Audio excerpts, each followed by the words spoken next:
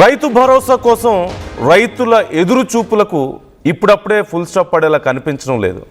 Cabinet సమావేశంలో రైతు భరోసాపై ప్రభుత్వం చర్చించలేదు. శాటిలైట్ సర్వే పూర్తయ్యాక రైతు భరోసా నిధులు విడుదలయ్యే అవకాశాలు కనిపిస్తున్నాయి. అయితే శాటిలైట్ సర్వే అసలు ఎప్పుడు పూర్తవుతుంది అనే దానిపై ఎవ్వరికీ క్లారిటీ లేదు. సహజంగా సంక్రాంతి నాటికి వస్తాయంటూ రైతులు చాలా ఆశగా ఎదురు చూశారు. సీఎం కూడా సంక్రాంతి సమయానికి ఈ ప్రాసెస్ అంతా పూర్తి చేయండి అని చెప్పారు. కానీ ఇప్పుడు అందుతున్నటువంటి సమాచారం ప్రకారం ఫిబ్రవరి లేదా మార్చిలో రైతుల ఖాతాల్లో రైతు భరోసా డబ్బులు జమ కాబోతున్నాయంటూ తెలుస్తోంది. ఎకరాకు 6,000 చొప్పున రైతు భరోసా ఇప్పుడు ఇస్తున్నారు. ఎకరాకు 7,500 చొప్పున రైతు భరోసా ఇస్తామంటూ ఎన్నికల హామీ ఇచ్చారు. రైతు భరోసాకు 9,000 కోట్లు అవసరం అవుతాయంటూ ఇప్పుడు ప్రభుత్వం అంచనా వేస్తోంది. శాటిలైట్ సర్వేతో ఈసారి లబ్ధిదారుల సంఖ్య కూడా భారీగా తగ్గబోతున్నట్లుగా తెలుస్తోంది. శాటిలైట్ సర్వే ద్వారా దాదాపుగా ఇప్పటికున్నటువంటి అంచనా ప్రకారం 5 లక్షల మంది రైతులకు రైతు భరోసా కట్ అయ్యే ఛాన్స్ కనిపిస్తోంది. 65 లక్షల మంది అర్హులుగా ఉన్నట్లుగా ఇప్పటికీ ప్రభుత్వం గుర్తించింది. ఎవరైతే సాగు చేస్తున్నారో వాళ్లకు మాత్రమే మేము డబ్బులు జమ చేస్తాం అంటూ ప్రభుత్వం చెప్తోంది. శాటిలైట్ సర్వే ద్వారా వాటిని చెక్ చేస్తారు. ఎవరెవరైతే సాగు చేస్తున్నారో ఆ పొలాలకు మాత్రమే, అంతవరకు ఆ రైతులకు మాత్రమే ఇప్పుడు డబ్బులు ఇస్తామని చెప్తున్నారు. ఒకవేళ సాగు చేయని పొలాలుంటే వాటికి మేము ఇవ్వము అంటూ ప్రభుత్వం చెప్తోంది. దీనివల్ల సుమారుగా 5 లక్షల మంది రైతుల మీద ఎఫెక్ట్ పడబోతున్నట్లుగా తెలుస్తోంది. ఇదొక ఎత్తు అయితే మరి గతంలో ఇవ్వాల్సినవి ఎందుకు ఇవ్వలేదు అంటూ ప్రతిపక్షాలు ఇప్పటికీ ప్రశ్నిస్తున్నటువంటి పరిస్థితి. మరోవైపు సంక్రాంతి సమయానికల్లా ప్రొసీజర్ పూర్తి చేయాలని ముందుగా ప్రభుత్వం అనుకుంది. ఆ తర్వాత లేదు, జనవరి 26 లోపు ప్రొసీజర్ పూర్తి చేయండి అన్నారు. తీరా ఇప్పుడు చూస్తే ఫిబ్రవరి లేదా మార్చి వరకు అవ్వచ్చు అంటున్నారు. మరి ఎందుకు ఇంత లేట్ అవుతుంది అంటే ఇప్పటికే పంట మొదలైపోయింది, రైతులు ఎదురు చూస్తున్నారు. ఒకవేళ ప్రభుత్వం ఎంతో కొంత ఇస్తుందేమో, తమకు ఏదైనా ఉపయోగపడుతుందేమో, ఏ ఎరువులకు వస్తాయి కదా అని రైతులు ఎదురు చూస్తున్నారు. కానీ మరింత డిలే అవుతున్నటువంటి పరిస్థితి కనిపిస్తోంది. ఇంత డిలేకి కారణం ఏంటి అనే ప్రశ్న వచ్చినప్పుడు ఈ శాటిలైట్ సర్వే ద్వారా మొత్తం ప్రభుత్వం లెక్కలేస్తుంది. దీనివల్ల లేట్ అవుతుంది అని చెప్పి ఒక సమాధానాన్ని చెప్తున్నటువంటి పరిస్థితి. ఇంత లేట్ ఎందుకు చేస్తున్నారు అంటే దీంట్లో చాలా క్లియర్గా ఉండాలి. మేము పథకాన్ని చాలా బాగా అమలు చేయాలనుకుంటున్నాం, ఏ రైతుకి అన్యాయం జరగకూడదు, అలాగే అనర్హులకి ఈ డబ్బులు వృధాగా పోకూడదు, అందుకని ప్రభుత్వం ఈ విషయంలో చాలా క్లియర్గా ఉంది అని చెప్పి చెప్తున్నారు. సో మొత్తం మీద డబ్బులు వచ్చే సమయానికి ఆల్మోస్ట్ పంట ఫినిష్ అయ్యే టైం వచ్చేస్తుంది. మార్చి వరకు, ఫిబ్రవరి లేదా మార్చి వరకు అంటున్నారు. ఇప్పటికే రైతులు పంటలు వేసినటువంటి పరిస్థితి. అంటే ఆల్మోస్ట్ పంటలు చేతికొచ్చే సమయానికి రైతు బంధు డబ్బులు వాళ్ళకి రాబోతున్నాయా, రైతు భరోసా డబ్బులు వాళ్ళకి రాబోతున్నాయా? ఇప్పుడు ఇదే ప్రశ్న తలెత్తుతోంది. దీనికి సంబంధించి డీటెయిల్స్ తెలుసుకుందాం. మధు జాయిన్ అవుతున్నారు.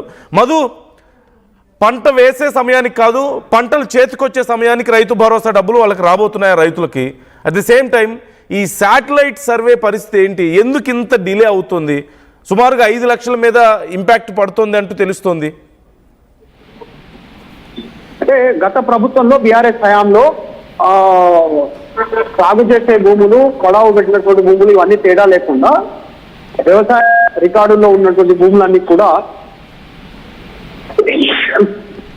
అన్నిటి కూడా రైతు బంధు పేరిట పెట్టుబడి సహాయాన్ని అందించారు. కానీ ప్రస్తుతం కాంగ్రెస్ అధికారంలోకి వచ్చిన తర్వాత ప్రజల డబ్బు దుర్వినియోగం అవుతా ఉంది అనేటువంటి దాంట్లో భాగంగా, అంటే సాగు చేయనటువంటి కొండలు, గుట్టలకు కానీ, రియల్ ఎస్టేట్ భూములకు కానీ వీటన్నిటి కూడా రాష్ట్ర ప్రభుత్వం ప్రజాధనాన్ని వృధా చేస్తుంది.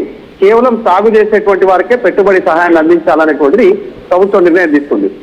దాంట్లో భాగంగా ఫిల్టరేషన్ చేస్తా ఉన్నారు. అందులో భాగంగా శాటిలైట్ సర్వే చేస్తా ఉన్నారు.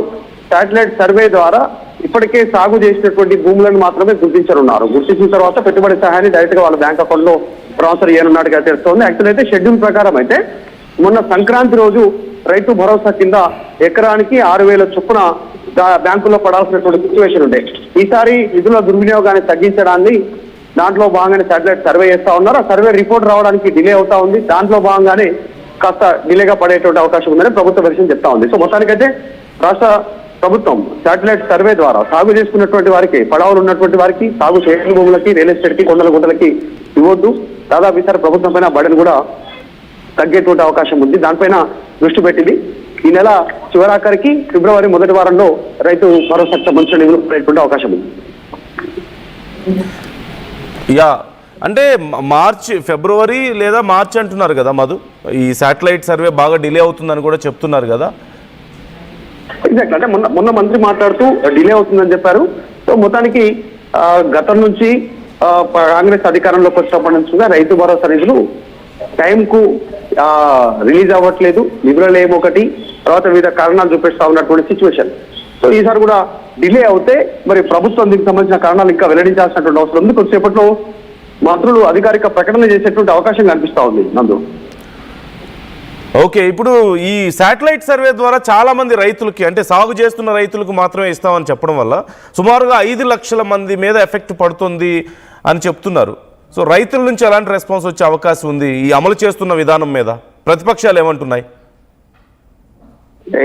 అంటే ఇది ఇరు పక్షాల నుంచి, ఇటు బీజేపీ నుంచి కానీ ఇటు కాంగ్రెస్ నుంచి కానీ పెద్దగా విమర్శలు లేవు దీని మీద. నిజంగా ఎవరైతే సాగు చేస్తున్నారో, నిజమైన రైతు ఎవరు ఉన్నారో వాళ్ళైతేనే పెట్టుబడి సహాయానికి అర్హత, మిగతా వారికి ఇవ్వాల్సినటువంటి అవసరమైన డిమాండ్ ఉంది నిధుల దుర్వినియోగానికి సంబంధించి. సో బీఆర్ఎస్ మాత్రం ఇట్లా గుర్తించడం గందరగోళానికి గురవుతుంది, దానివల్ల తారతమ్యాలు చూసినట్టుగా వస్తుంది. సో ఏదో ఒక రూపైనా వాళ్ళు ఉపయోగించుకునే అవకాశం ఉంటుంది. ముందుగా ఎరువులు కొనుక్కోవడము, ముందుగా సాగు చేసుకోవడానికి సంబంధించినటువంటి ఏర్పాట్లు చేసుకోవడము, విత్తనాలు కొనుక్కోవడము, రకరకాల పనులు ఉంటాయి. అందుకే వాళ్ళను వీళ్ళని చూడలేదు. మేము వ్యవసాయ భూమి ఉంటే ఎవరుంటే వాళ్ళకి వేసాము. కొన్ని పెద్ద సంబంధించినటువంటి ఇట్లాంటి పథకం అమలు చేసేటప్పుడు కొన్ని మిస్టేక్స్ ఉంటాయి, వాటిని సరి చేసుకునేటువంటి ప్రయత్నం కూడా చేస్తాం.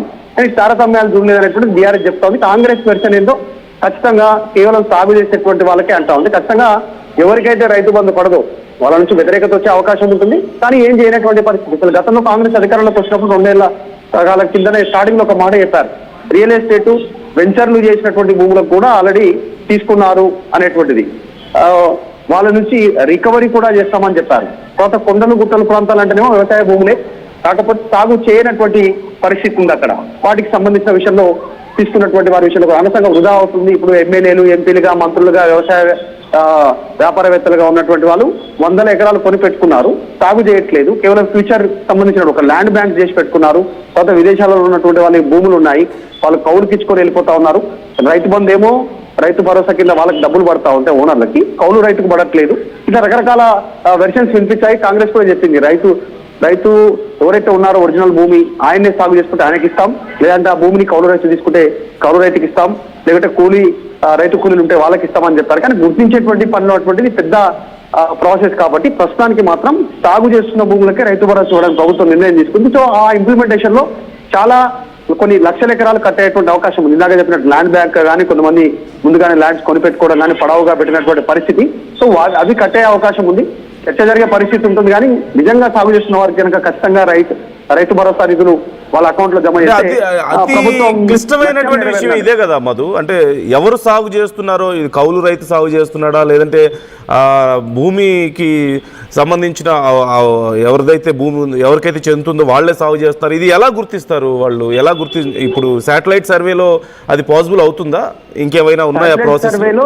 శాటిలైట్ సర్వేలో కేవలం పాసిబిలిటీ అనేది అది సాగు చేస్తున్నారు అంటే కల్టివేట్ అవుతుందా, పొలం దున్నారా, ఇప్పుడున్నటువంటి పొలం పరిస్థితి అంటే శాటిలైట్ సర్వే ద్వారా ఐడెంటిఫై చేసేలాగా, పడావు పడినట్టుగా కాకుండా అక్కడ సాధారణంగా తెలిసిపోయేలాగా కల్టివేట్ అవుతుంది, అక్కడ పొలం దున్నారు, విత్తనాలు వేశారు, సంథింగ్ యాక్టివిటీ జరిగింది అనేటువంటిది ఇమేజెస్ ద్వారా గుర్తిస్తారు. అది మాత్రమే గుర్తించగలరు. కాకపోతే కౌలు రైతా, ఒరిజినల్ రైతా అనేటువంటిది గుర్తించేటువంటి ప్రస్తుత మెకానిజం గవర్నమెంట్ దగ్గర లేదు. దానికి సంబంధించి